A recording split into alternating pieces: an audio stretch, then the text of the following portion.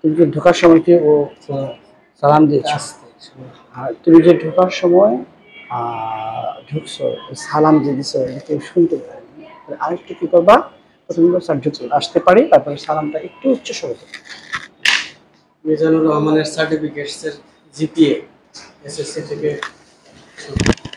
SSC 4.50, diploma engineering 3.111, BSc engineering 3.1। আরেকটু loudly বলা যায়?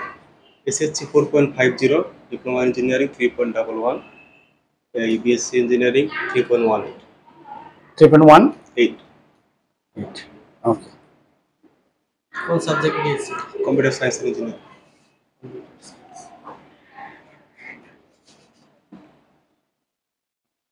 আধুনিক কম্পিউটারের জনক? আধুনিক কম্পিউটারের জনক হাওয়ার্ড এইকে।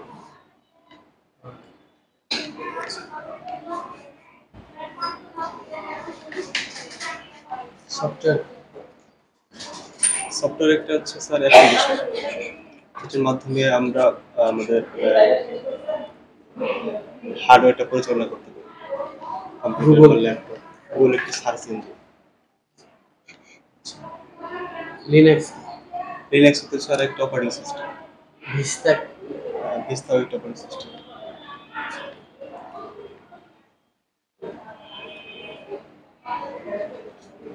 AI, artificial intelligence. কি কাজে? এআই এর মাধ্যমে স্যার আমরা বিভিন্ন রকম কাজ করতে পারি। আমরা চাইলে আমাদের কম্পিউটারের যত অ্যাপ্লিকেশন এর কাজ আমরা যে বিভিন্ন ছবি বা ভিডিও এডিটিং এর যে কাজগুলো এআই এর মাধ্যমে করতে পারি। তুমি বলো, what is the difference between human brain and computer brain? Sir computer brain এবং মানুষের ব্রেনের পার্থক্য প্রায় সিমিলারই, কারণ কম্পিউটারে আপনার যে কাজ হয় কম্পিউটার শুধু বোঝে বাইনারি সংখ্যা 0 এবং 1, কিন্তু আমরা সেই কম্পিউটারকে পরিচালনা করার জন্য সেটাকে আমরা কাজ করে থাকি। আমরা যে নির্দেশনা দিই কম্পিউটারটা সেই নির্দেশনাই। আচ্ছা তুমি বলো তো এটাকে, তুমি বাবা কম্পিউটারের সাথে মানুষের ব্রেন তুলনার ক্ষেত্রে কম্পিউটারের দুইটা পাওয়ারফুল অর্থাৎ দুইটা শক্তিশালী দিক বলবা যেটা মানুষের ব্রেন করতে পারবে না, আর মানুষের দুইটা শক্তিশালী বৈশিষ্ট্য বলবা যেটা কম্পিউটার পক্ষে সম্ভব না।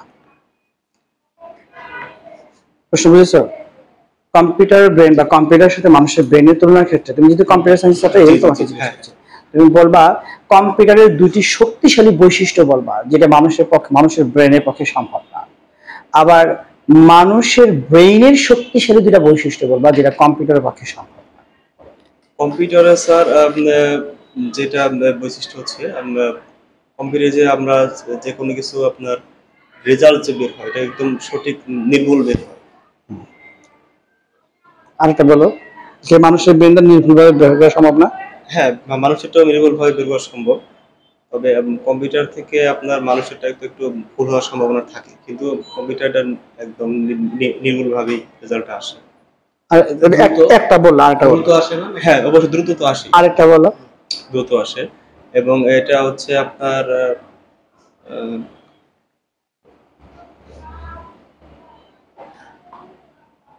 এখন আচ্ছা আমি তোমাকে বলে দিই, কম্পিউটারের একটা মানে সবচেয়ে পাওয়ারফুল বৈশিষ্ট্য যেটা মানুষের পক্ষে সম্ভব না, কম্পিউটার কখনোই ক্লান্ত হয় না, আর মানুষের ব্রেন ক্লান্ত হয়ে যায়। এটা কম্পিউটারের অন্যতম শক্তি, কিন্তু মানুষের ব্রেনের একটা অন্যতম শক্তি আছে যেটা কম্পিউটারে নাই, সেটি হলো কম্পিউটার নিজে নিজে চলতে পারে না, কিন্তু মানুষ স্বয়ংক্রিয়ভাবে মানুষের ব্রেন স্বয়ংক্রিয়ভাবে চলতে থাকে। কম্পিউটার কি মানুষের কমান্ডিং ক্ষমতা ছাড়া চলতে পারবে? পারবে না। এই দুইটা দিয়ে দুটাকে সেগ্রিগেট করে ফেলবা, ওকে? আর কম্পিউটারের আরেকটা শক্তি হলো at the same time lakh lakh crore crore command একসাথে সে আনসার বের করে দিতে পারে কম্পিউটার, মানুষের ব্রেন সম্ভব না, ওকে? কিন্তু মানুষই কমান্ড করে, কিন্তু মানুষের brain at the same time lakh lakh crore crore billion billion data একবারে মাথায় পুশ করে দিলে ব্রেন আর এটাকে সাপোর্ট করতে পারে। এটাও কম্পিউটারের একটা অন্যতম শক্তি, আর ক্লান্তিটা অত্যন্ত গুরুত্বপূর্ণ বিষয়। ওকে, আর কম্পিউটার সায়েন্স পড়ে প্রাথমিকে কম্পিউটার সায়েন্স আমি স্যার বিএসসি ইঞ্জিনিয়ারিং কমপ্লিট করেছি। প্রাথমিকের গুরুত্ব আমি মনে করি অবশ্যই আছে। আর আমি স্যার শিশুদেরকে টিউশনে করাই, শিশুদের সাথে একটু মিশতে পছন্দ করি। আর আরেকটি কারণ হচ্ছে আমার বাবা একজন শিক্ষক, তো আমি শিক্ষকের পেশাটাই আর কি পছন্দ করি। আর বর্তমানে প্রাথমিক থেকে শুরু করে মাধ্যমিক, উচ্চ মাধ্যমিক সকল পর্যায়ে এখন মাল্টিমিডিয়া তথ্য প্রযুক্তির ব্যবহারটা প্রচুর, এটার গুরুত্বটা বর্তমানে দিচ্ছে সবাই। তো সেই দিক চিন্তা করে আপনার তথ্য প্রযুক্তি ব্যবহার করে আমি আশা করি শিশুদের ভালোভাবে লেখাপড়ায় মনোযোগী করাতে পারবো। এখানে তো অল্প টাকা বেতন পাবেন, সফটওয়্যার ইঞ্জিনিয়ার হলে তো আপনি অনেক বেশি ইনকাম করেন। জি ব্যালেন্স করে স্যার এখন আপনাদের তো অনেক টাকা ইনকাম। জি জি জি হ্যাঁ জি স্যার। এখন স্যার টাকাটাই স্যার আমি মেন মানে মুখ্য বিষয় দেখতেছি না। টাকাটাই কি দেখতেছো, কি মুখ্য বিষয়? শিক্ষকতা পেশাটা একটি মহান পেশা, যেটা স্যার পরিবারের সাথে থেকে সামাজিক একটা সম্মান নিয়ে। শিক্ষকতা পেশা মহান পেশা, এই কথা সত্য? এই কথা আধুনিকের সময় সত্য না। পৃথিবীর কোনো পেশাই মহান না, প্রত্যেকটি পেশাই সাধারণ। প্রত্যেকটি পেশাকে মহান করে তোলে ওই মানুষটি, তাহলে কোনো পেশা মহান না। তুমি যে পেশায় যাবা ওই পেশায় তুমি যখন মহান কাজ করবা তোমার মাধ্যমে পেশাতে মহান হবে। শিক্ষকতা পেশা মহান পেশা, এটা যুগ যুগ ধরে যে কথা বলে আসছে, দিস ইজ নট ট্রু। তাহলে এটি তোমার একটা ট্র্যাডিশনাল আনসার হলো। তাহলে আর একটু চিন্তা ভাবনা করে তোমাকে বলতে হবে। আরো সাংস্কৃতিক অঙ্গনে কোনো ব্যাপার আছে? সাংস্কৃতিক অনেক কিছু, কবিতা, গান, এগুলা হালকা কিছু আছে শিশুদের, হালকা ছোট বাচ্চাদের সাথে নিয়ে যখন বাচ্চা না শিশুদের সাথে মেলামেশা করার অভ্যাস আছে? হ্যাঁ আছে, ভাই নিয়ে বাঁচতে এদের সাথে খেলাধুলা। এই মুহূর্তে তুমি কি করছো? এই মুহূর্তে আমি স্যার কিছু করছি না, লেখাপড়া করছি। চাকরির জন্য চেষ্টা করছো? হ্যাঁ চেষ্টা করছি। তুমি কেন কোনো আইটি ফার্মে চাকরি করছো না? স্যার আমি আইটি ফার্মে চাকরি করছি না, আমি বেশ 2 বছর আগে আমি একটা আইটি সেক্টরে ছিলাম। তো মানে আমি আইটি সেক্টরে চলে আসার কারণ একটাই হচ্ছে, মানে আমি যেখানে ছিলাম সেই সেক্টর থেকে চলে আসছি কারণ স্যার করোনার সময় আমাদের একটা প্রবলেম হচ্ছিল আমাদের ডিপার্টমেন্টে, তো তারা আমাদেরকে ওখানে কন্টিনিউ করতে দেয়নি। আচ্ছা ধর চলে আসছে, তুমি আবার যে জয়েন করো এখন নতুন কোন আইটি সেক্টর। এখন তারপর থেকে আমাদের মানে একটা চিন্তা ভাবনা আসলো যে না, একটা গভর্নমেন্ট সরকারি চাকরি যদি পেয়ে যাই। তোমার সিএসসি পড়াশোনা করে তুমি কেন প্রাইমারি স্কুলের মতো গভর্নমেন্ট চাকরি, থার্ড গ্রেডের চাকরি কেন করবা? তুমি আইটি সেক্টরে বড় বড় আইটি সেক্টরে এমন চাকরি করবা যেখানে ফাইন্যান্সিয়াল ব্যাকআপ, চমৎকার ব্যাকআপ থাকে, তাতে তো অসুবিধা নেই। কেন তুমি এই 13তম গ্রেডে চাকরি করার জন্য গ্রামে চলে আসবে? বলো।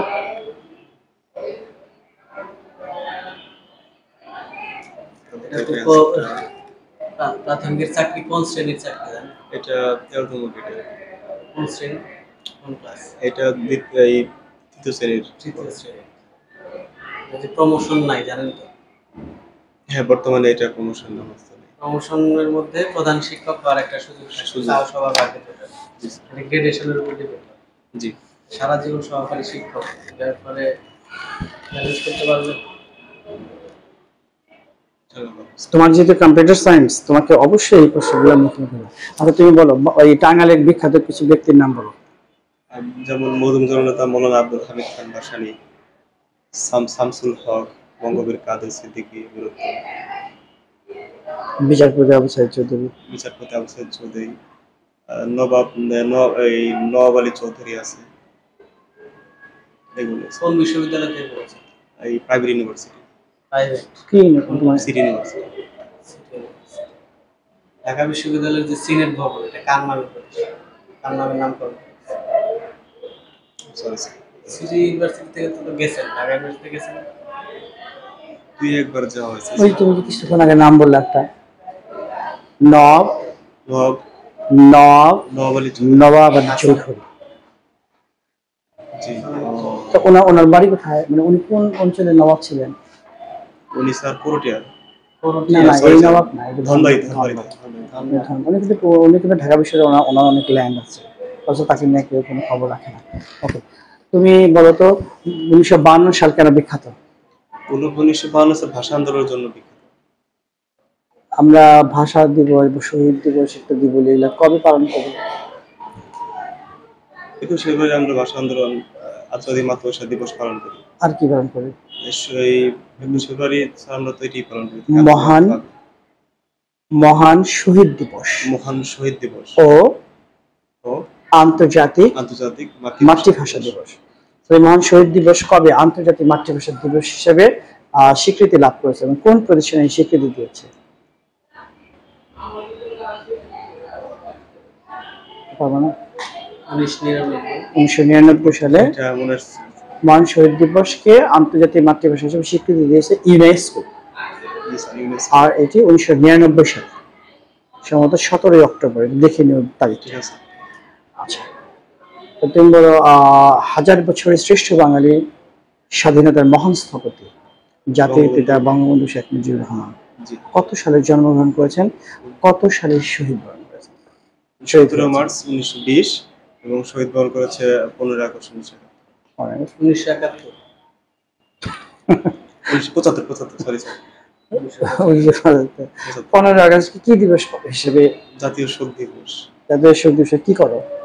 জাতীয় শোক দিবসে আমরা বাঙালি জাতিকে পালন করি। কিভাবে পালন করি? এটা আমরা এখন সেদিন সাধারণ সরকারি ছুটি থাকে, পাশাপাশি আপনার সরকারি প্রতিষ্ঠানগুলোতে আপনার জাতীয় পতাকা অর্ধনির্মিত থাকে, কালো ব্যাজ ধারণ করি বিভিন্ন ধরনের অনুষ্ঠান দোয়া মাহফিল আয়োজন। ওকে, ঠিক আছে। আর কোন প্রশ্ন হবে? আচ্ছা, তুমি সর্বশেষ একটা প্রশ্ন করো। বাংলাদেশকে স্বাধীন দেশ হিসেবে কোন দেশ সর্বপ্রথম স্বীকৃতি দেয়? বাংলাদেশকে সর্বপ্রথম রাশিয়া। বাংলাদেশকে কোন দেশ প্রথম স্বীকৃতি দিয়েছে? ভারত। আচ্ছা, ঠিক আছে। সর্বশেষ একটা প্রশ্ন আছে, দিও। তুমি বলো, আমি কম্পিউটার সায়েন্সে স্নাতক করেছি। Translation. I passed my honors in computer science and engineering. I have completed my honors computer science and engineering. In করবো না সাবজেক্টের আগে? আচ্ছা, ঠিক আছে। মিজানুর রহমান, আসো।